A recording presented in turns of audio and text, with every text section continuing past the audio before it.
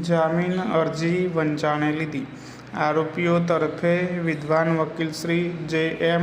રાઠોડનાઓને સાંભળ્યા. સરકાર તરફે વિદ્વાન એપીપી શ્રીને સાંભળ્યા તથા પોલીસ પેપર્સ વંચાણે લીધા. પકડો. આરોપીઓ તરફે વિદ્વાન વકીલ શ્રી જે.એમ. રાઠોડનાઓએ રજૂઆત કરતા જણાવેલ છે કે આ કામના આરોપીઓ મોરબી જિલ્લાના રહીશ છે. તેથી ક્યાંય નાસી ભાગી જાય તેમ નથી. આરોપીઓ કોર્ટ સમક્ષ જરૂર પડે ત્યારે હાજર રહેશે.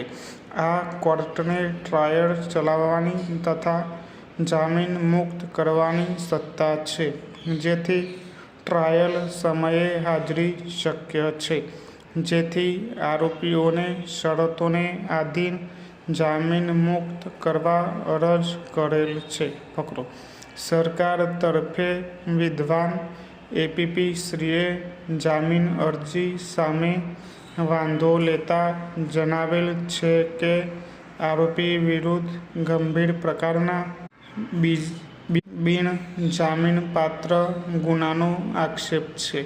તેમજ આરોપીઓએ આ કામના ફરિયાદી પાસેથી બળજબરીથી પૈસા કઢાવવા અપહરણ કરી આરોપીઓએ ફરિયાદીને ઢીકાપાટું તેમજ ધારિયા વડે શરીરે મૂઠ ઈજા કરી ફરિયાદીને જાનથી મારી નાખવાની ધમકી આપી ગુના કરેલ હોવાનો આક્ષેપ હોય, જે ગંભીર ગુનો હોય અને સજાની જોગવાઈ ધ્યાને લઈ આરોપીઓની જામીન અરજી નામંજૂર કરવા વિનંતી કરેલ છે. પકડો. આરોપીઓની જામીન અરજી અન્વયે ફરિયાદ તથા તપાસના કાગળો તથા પોલીસ રિપોર્ટ વંચાણે લેવામાં આવે તો આરોપીઓ વિરુદ્ધ ભારતીય ન્યાય સંહિતા 2023ની કલમ 308(5), 137(2), 140(3), 189(4), 191(2),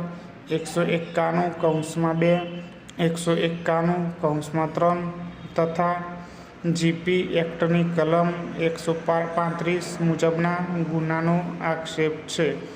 આ કામની એફઆઈઆરની હકીકતો ધ્યાને લેતા આ કામના ફરિયાદીએ આરોપી નંબર 1 પાસેથી આજથી આશરે 6 માસ પહેલાં 3 લાખ રૂપિયા માસિક ₹21 દરે લીધેલ હોય, જે ફરિયાદીએ આરોપી નંબર 1ને વ્યાજ સહિત પરત આપી દીધેલ હોય.